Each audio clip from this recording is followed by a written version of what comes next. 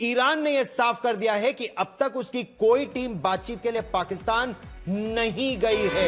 यह औपचारिक बयान में कहा। ईरान की सरकारी मीडिया ने एक आधिकारिक बयान के तौर पे कहा कि ना कोई आधिकारिक और ना ही कोई अनौपचारिक प्रतिनिधिमंडल इस्लामाबाद भेजा गया है। जो खबरें चल रही हैं कि एक एडवांस टीम रवाना हो गई है या अधिकारियों की एक टीम पहुंच गई है, यह गलत है। ईरान ने कहा, हम धमकी के माहौल में बातचीत नहीं करेंगे। बातचीत तभी आगे बढ़ेगी जब अमेरिका अपना रवैया बदले। अभी बातचीत पर ब्रेक लगा हुआ है। पहले माहौल बदलेगा तभी आगे की बातचीत होगी। और आरजू, ये एक बड़ी बात है। ईरान बार बार ये कह रहा है कि हम अमेरिका की धमकियों पर बातचीत नहीं करेंगे, ब्लॉकेड हटाया जाए। क्या ये ब्लॉकेड जो है, यानी ईरान के जहाजों की आवाजाही जो ईरान के बंदरगाहों पर अमेरिका ने रोक रखी है, ये सबसे बड़ा रोड़ा इस समय का है इस बातचीत को आगे बढ़ाने में? देखिए, लग तो यही रहा है कि इस वक्त सबसे बड़ा इशू जो है वो यही है, और अमेरिका को कहीं ना कहीं शायद ईरान की बात माननी पड़ जाएगी, क्योंकि अभी तक जिस तरह से ईरान ने रिस्पॉन्स किया है तो उससे लग तो यही रहा है कि अमेरिका जो है वो इस वक्त बहुत ज़्यादा इस पोजीशन में नहीं है कि वो ईरान को हर बात के लिए इनकार कर दे। लेकिन ये ज़रूर है कि ईरानी डेलीगेशन, मुझे लगता है कि आएगा ज़रूर कल, क्योंकि अगर ऐसा ना होता तो अमेरिकन डेलीगेशन इतने लंबा सफ़र करके यहाँ पर क्यों आ रहे होते। तो यहाँ पर एक चीज़ और है कि लास्ट जो डिबेट हुई थी इनकी आपस में, जो मीटिंग हुई थी, वो आपने देखा था कि सारे पॉइंट्स एक दूसरे के इन्होंने रिजेक्ट कर दिए थे।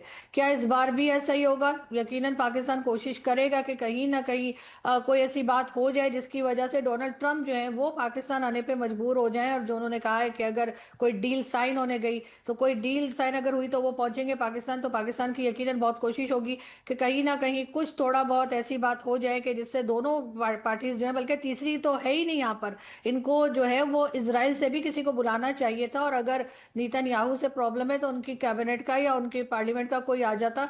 लेकिन एक थर्ड प्लेयर जो सबसे इंपॉर्टेंट है उसको नहीं बुलाया गया है, और उसके बगैर कहीं ये ना हो कि एक बार फिर कोई रिजल्ट ना निकले।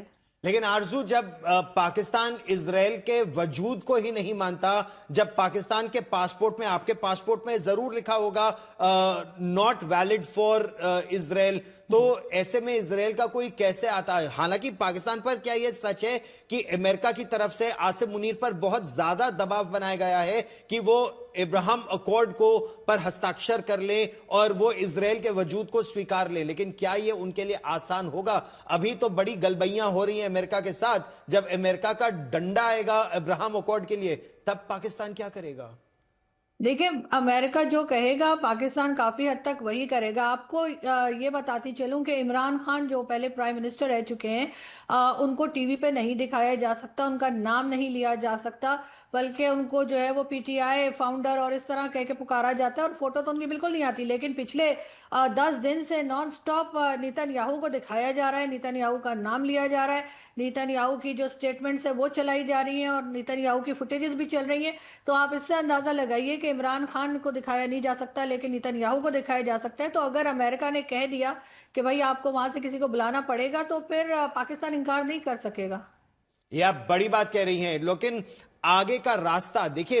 पाकिस्तान पहुंचना, जेडी वैंस और स्टीव विटकॉफ और जैरेड कुशनर अमेरिका की तरफ से, या गलीबाफ, अब्दुल बगैर गलीबाफ और सैयद अब्बास अरागची ईरान की तरफ से। लेकिन संदीप, सबसे बड़ा प्रश्न तो ये होगा, जो हाईली इनरिच्ड यूरेनियम है उसका क्या किया जाएगा? 450 किलोग्राम यूरेनियम ईरान बोल रहा है हम नहीं देंगे, अमेरिका बोल रहा है हम लेकर रहेंगे। तो जब दोनों में मिडिल ग्राउंड क्या होगा कि चाइना को दे दो या रशिया को दे दो सेफ कीपिंग के लिए? बिल्कुल गौरव, और ये बात जो है पहले भी ये डिस्कस किया गया है कि ये जो हाईली एनरिच्ड यूरेनियम है उसके साथ क्या किया जाएगा। कोई ऐसा कोई तीसरा देश है जहां पे उसे रखा जा सकता है, या अंडर सुपरविजन रखा जा सकता है, या फिर उसे डिसॉल्व किया जा सकता है, डिस्ट्रॉय किया जा सकता है। ऐसे बहुत सारे विकल्प पहले भी डिस्कस हो चुके हैं। लेकिन सबसे इंपॉर्टेंट जो मसला है गौरव, वो है ये कि ईरान की जो एनरिचमेंट ये प्रोसेस है, अमेरिका चाहती है कि वो 20 साल तक उसे फ्रीज कर दे, यानी 20 साल तक कोई एनरिचमेंट की बात नहीं करे। ईरान ये बिल्कुल मानने को तैयार नहीं है। उनका ये कहना है कि हम 5 साल तक हम एनरिचमेंट की ये जो श्रृंखला है उसको हम बंद करेंगे, लेकिन 20 साल बिल्कुल मानने को तैयार नहीं है। ये तो बड़ी इसीलिए- बात आप कह रहे हैं। सवाल इस समय यह भी है कि पहले दौर की बातचीत के बाद आखिर ईरान दूसरे दौर की बातचीत को लेकर हामी क्यों नहीं भर रहा है। न्यूयॉर्क टाइम्स ने दावा यह किया है कि डोनाल्ड ट्रंप के तौर तरीकों से बात बिगड़ गई, और यह बड़ी बात है। डोनाल्ड ट्रंप का जो स्टाइल है, जो उनकी धमकी है, जो जबरदस्ती वो दबाने की कोशिश करते हैं, सोशल मीडिया पर खुलेआम बयानबाजी करते हैं, इससे ईरान नाराज है।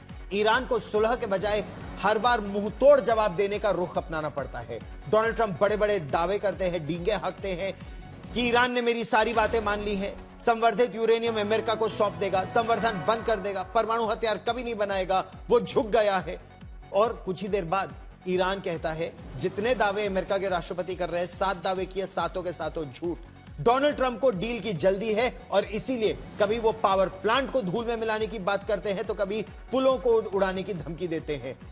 इसके उलट ईरान धैर्य के साथ धीमी चाल चल रहा है, वो एक लंबा खेल खेल रहा है। ट्रंप हर घंटे की सुर्खियां बटोरना चाहते हैं, ईरान कठोर और सहनशील रवैया अपना रहा है। डोनाल्ड ट्रंप कह रहे हैं कि वो ईरान के साथ ओबामा से और अच्छी परमाणु डील करेंगे। इस बयान के बाद ईरान ने कहा है कि अमेरिका भरोसे के लायक नहीं है, क्योंकि एक राष्ट्रपति समझौता करता है, दूसरा राष्ट्रपति उस समझौते को तोड़ देता है।